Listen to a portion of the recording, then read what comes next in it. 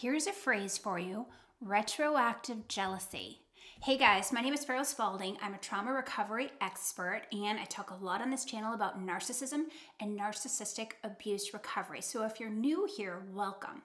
This is a topic that no one's talking about, but it really is something that needs to be brought to everyone's attention, especially if people are suffering from narcissistic abuse or are they're in narcissistic abuse recovery. Retroactive jealousy plays a role and no one talks about it. So what is it? Retroactive jealousy is when your narcissistic partner is obsessively jealous about your past.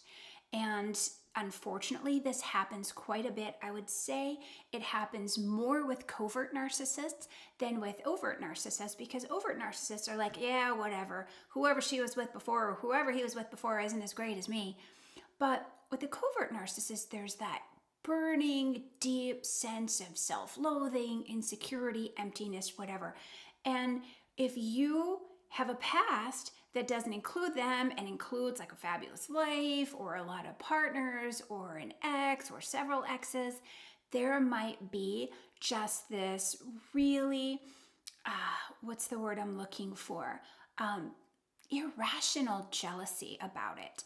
And this will manifest itself in several ways. So, a lot of times they'll be obsessed about your past and they'll ask numerous questions and then somehow make you feel bad or guilty or wrong for things that you've done or people you've been with, or whatever the case. And sometimes it'll be like they'll completely avoid your past. They don't want to hear about it. They don't want to ask any questions. It's like you didn't exist before them, before they came along. And that is the key, right? The key is you didn't exist, because if you've watched my other videos, you'll remember that the narcissist cannot see you. They only see you as a projection or a character in their drama. You are not an actual human being with feelings, with preferences, with likes and dislikes, with a past, with a history. You are two-dimensional. You're flat. So when they're faced with the fact that you do have a past, or you did these things before this person came along, they just can't handle it. They literally will either dig until they drive you crazy, or they will avoid. And if you bring up anything about your life, they'll say, oh, you're living in the past, or why would you bring that up, or blah, blah, blah. And God forbid if you had a happy relationship before they came along, that's going to feel like the end of the world to them, because everything should have been horribly miserable before you met them. It's like they're the rainbow, okay? Is any of this sounding familiar? I've experienced this in my past, and I really couldn't understand it for the life of me, because I'm the type of person that when I'm in a relationship, I ask lots of questions. I want to know, what are your likes? What are your dislikes? Where have you been? Where do you want to go? Tell me about your past relationships. Which ones were great? Which ones weren't so great? Which ones really sucked? Like, I want to know. Maybe that's because I'm a psychotherapist by training. I love people's stories. I love getting into their snow globes. I'm also a storyteller. I write books about my life. I talk about my past. I talk about my stories. I talk about my abuse, my recovery. I am an open book. And so when this happened to me, I was so confounded. I was like, what is this? I don't get it. And so I did some research and found this term, retroactive jealousy. Wow, did it make so much sense? A bunch of lights came on. Now, I think everyone has some healthy jealousy in a relationship, right? Especially if you really love the person, right? How many times have you maybe said, if you're in a happy relationship, oh man, I wish I met you sooner, right? Wish I didn't have to go through all of those, horrible relationships. I wish, we had met when we were in high school or in college, or whatever the case, right? Before I married crazy person. But the reality of it is, you didn't meet them in the past. You met them when you met them, right on time. And you are the person that you are in that moment because, in large part, for everything you've experienced in your life, right? Good, bad, or indifferent. Those things have helped make you or shape you into the person that you are today. And, theoretically, that person fell in love with you as who you are today, right? So they need to really work on accepting you, accepting who you are. You like mustard versus ketchup. You like pink versus orange. I mean, you like golf versus tennis, whatever the case, right? They need to work on accepting that. And for a narcissist, it's really, really tough. Now, I know everybody says, well, if you're in a relationship with a narcissist, just leave, just leave. But we're talking about narcissism on a spectrum. I'm not just talking about your horrible textbook narcissist that you need to plot and scheme to run away from. I'm also talking about everyday narcissism. And why am I talking about that? Because it's prevalent. And look around, you'll understand what I'm saying, right? Look at how many people are, commenting on this channel and other channels. It is a big deal these days. The culture promotes narcissism, sadly.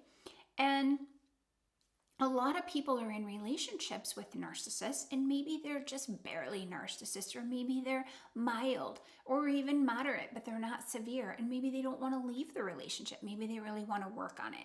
And so what do you do if you're experiencing this? You just have to call it out every single time. You have to say, you know what? Yeah, it's my past. I'm not ashamed of it.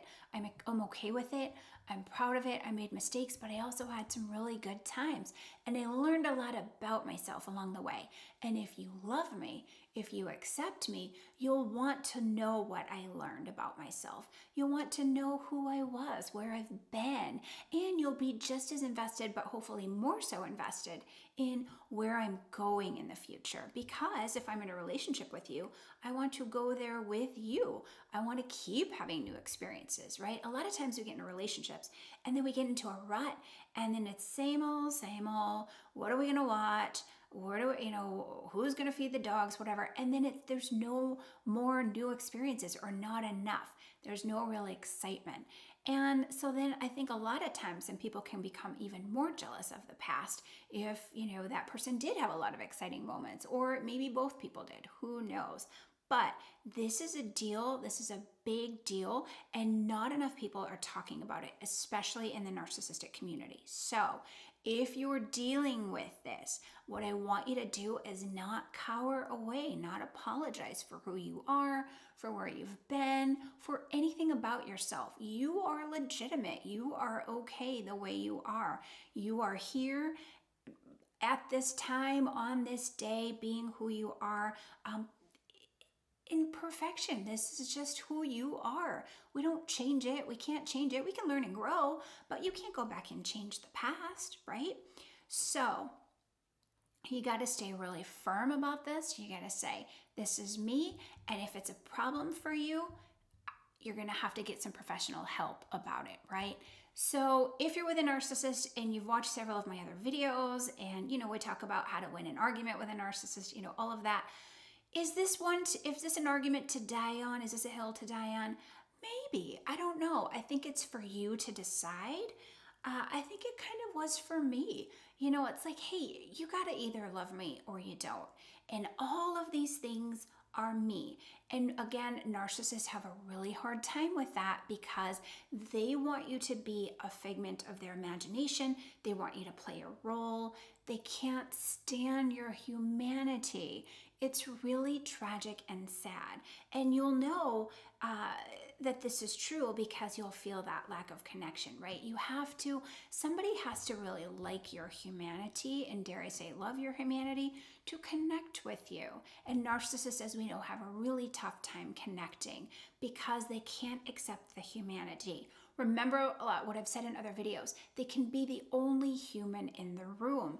You don't get to be a human being. That's just left for them. They're the ultimate human being. They're the ultimate martyr. They're the ultimate victim. Everything about them is great. Everything about you sucks. And that's just their game. So anytime you can bring them into reality, do it. If somebody is dangerously jealous, that's not a discussion to have. Then don't talk about your past. If you're afraid for your safety, if it's going to cause knockdown, drag out fights where you might get injured or the other person might get injured because you might lose your shit, don't have those discussions, right? But then you really have to look at the relationship. Is this worth saving? Is this worth being in? And if it's not, then get your ducks in a row, get your affairs in order, and figure that out. If this was helpful, guys, please click below, like, share, and subscribe. As always, hug yourself from me, and we'll see you next time.